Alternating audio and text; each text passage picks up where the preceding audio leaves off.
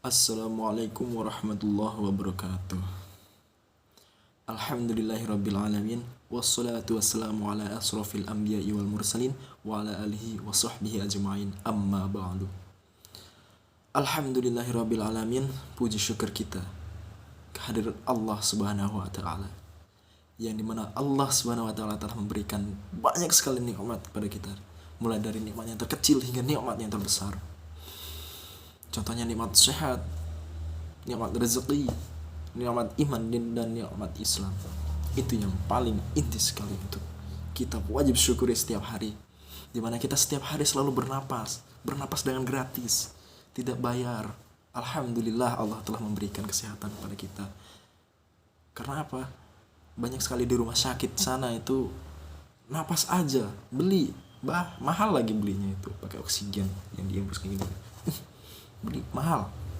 Makanya kita harus bersyukur setiap hari bisa bernapas, itu kita harus bersyukur.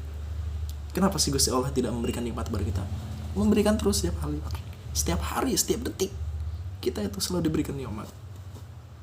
Dan yang paling luar biasanya lagi, kita masih diteguhkan kepada keyakinan kita kepada Gusti Allah, yaitu nikmat iman dan nikmat Islam.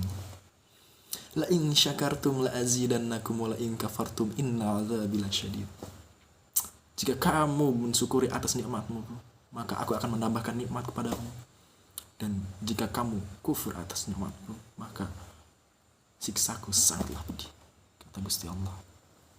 Jadi alhamdulillah, syukuri saja apa yang ada. Walaupun kita belum kaya, kita harus berusaha, ya. Karena kaya itu merupakan suatu takdir yang bisa dirubah, ya. Takdir yang bisa dirubah. Kan takdir itu ada dua, takdir yang bisa dirubah dan takdir yang tidak bisa dirubah. Makanya kita harus sangat bersyukur sekali. Kita masih diberikan kenormalan sampai saat ini, diberikan kelebihan, bisa berpikir, bisa menggunakan hati kita dengan baik, bisa menggunakan seluruh gerak tubuh kita dengan baik.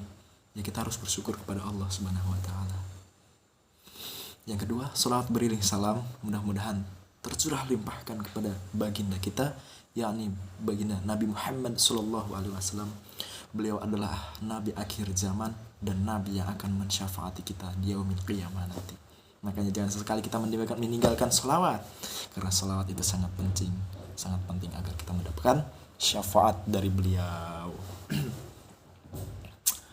Hadirin yang berbahagia, yang saya hormati, yang paling saya hormati, di masa pandemi ini banyak sekali kendala-kendala, keluhan-keluhan, baik itu dari rakyat kecil maupun rakyat besar. Nggak tahu rakyat yang tinggi itu kenapa harus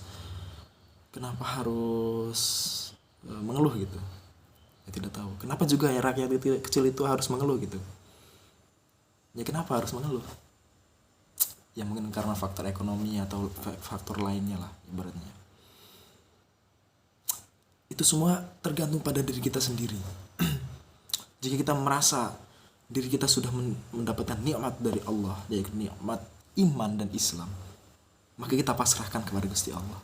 Semua ini berasal dari Allah, dan Allah lah yang akan menghilangkannya. Maka dari itu, marilah ubah pola pikir kita. Yang dari pola pikir kita itu sederhana sempit, kita ubah. Wah, corona ini lama-lama kok membawa berkah ya. Apa sih? Contohnya saya sebagai mahasiswa, saya bisa mengembangkan feeling saya sendiri loh.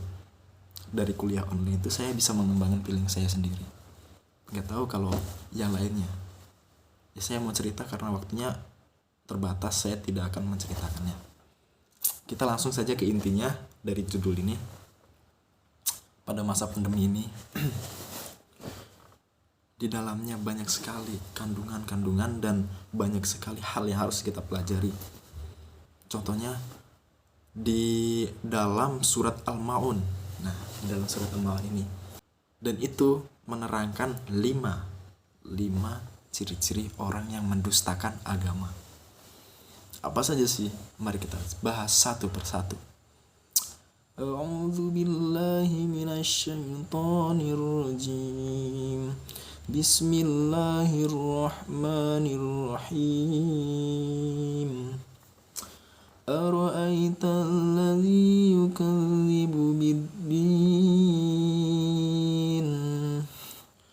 ataukah kamu orang yang mendustakan agama? Fadzalikal ladzi yad'ul yatim. Maka itulah orang yang menghardik anak yatim.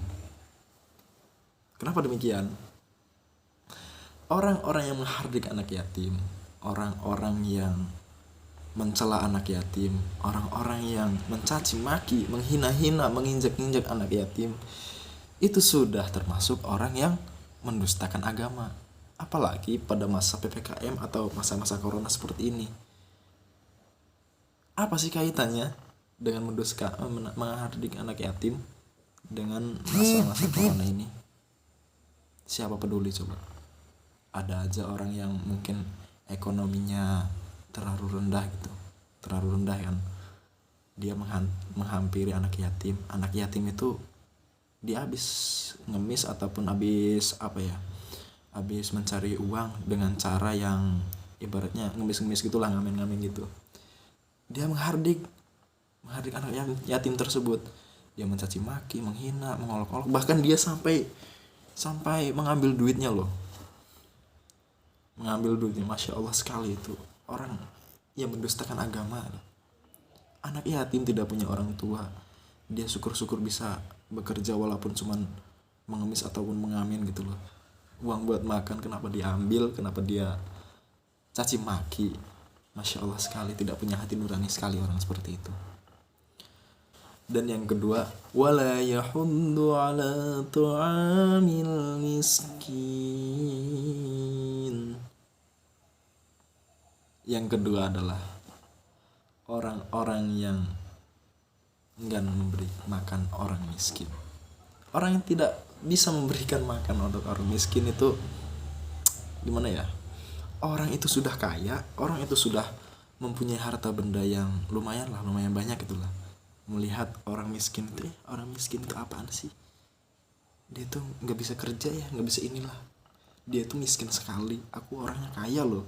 Lah kenapa dia kalau sombong gitu dia nggak ngasih gitu, ngasih makan atau ngasih duit gitulah buat makan kepada mereka? Kan kasihan gitu. Semua orang kan dititipkan. Semua itu hartanya itu titipan loh. Titipan dari Allah Subhanahu wa taala.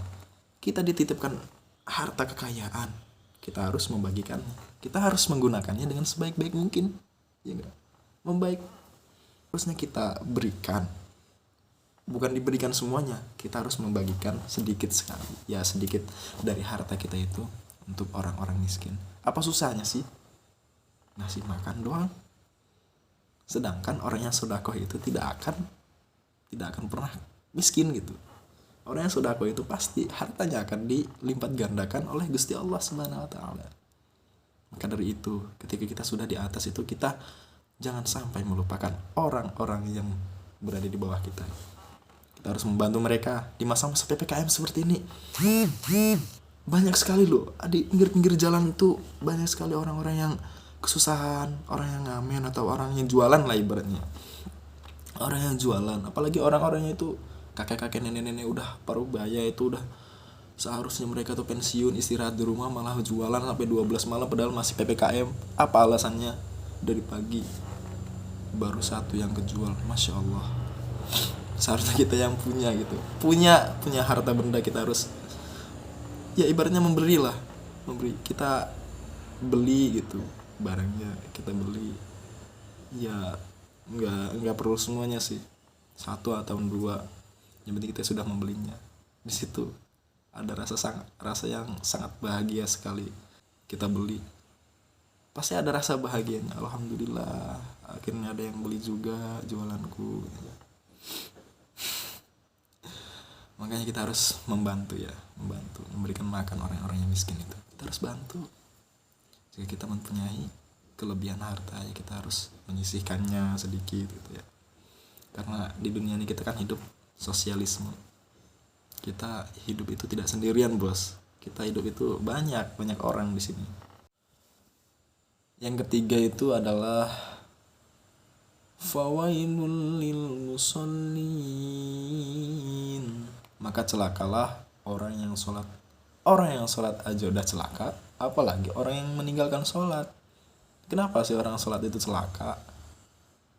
alladzina hum an salatihim sahun, yaitu orang yang lalai terhadap salatnya.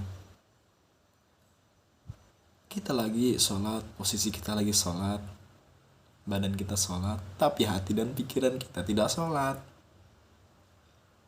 Kenapa seperti itu? Karena kita sedang memikirkan hal yang lain. Perasaan kita itu tidak khusyuk dalam satu hal itu saja. Seharusnya kan dalam sholat itu kita harus khusyuk semuanya, baik itu pikiran kita, hati kita, maupun badan kita. Kita harus khusyuk, kita harus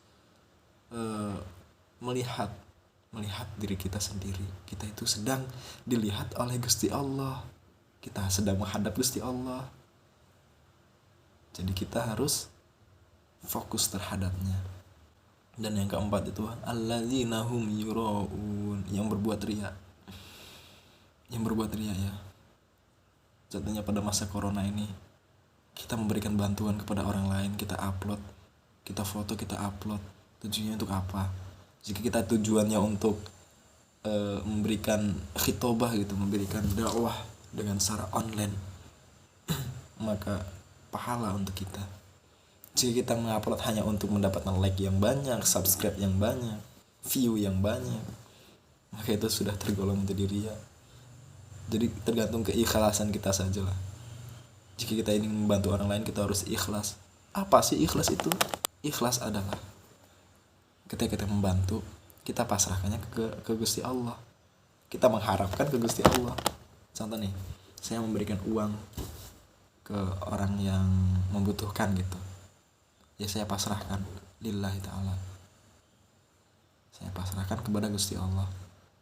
Saya mengharapkannya ke Gusti Allah gitu. Mengharapkan imbalan baliknya ke Gusti Allah. Karena apa? Gusti Allah itu maha kaya. Gusti Allah itu yang maha memberikan segalanya, memberikan semuanya, Gusti Allah Subhanahu wa taala. Jadi kita harus ikhlas, pasrahkan semuanya Gusti Allah. Dan yang kelima, wa yamna'unal ma'un, dan enggan memberikan bantuan. Konteksnya sama aja sih kayak yang nomor 2. Enggan memberikan makan orang kepada orang miskin dan enggan memberikan bantuan, itu konteksnya hampir sama. Di masa-masa pandemi seperti ini, seenggaknya kita bisa membantu orang-orang yang membutuhkan gitu. Bukan cuma kita saja yang bisa menikmati dari hasil jerih payah kita, tapi orang-orang yang sangat kesusahan kita harus membantunya. Jadi kita harus ada toleransi, saling menolong satu sama lain. Tidak hanya dimakan oleh diri kita sendiri, kita harus membantunya. Oke? Mungkin itu saja yang dapat saya sampaikan. Apabila ada salah kata dan tingkah laku saya mohon dimaafkan. Jika salah mohon dikoreksi. Wassalamualaikum warahmatullahi wabarakatuh.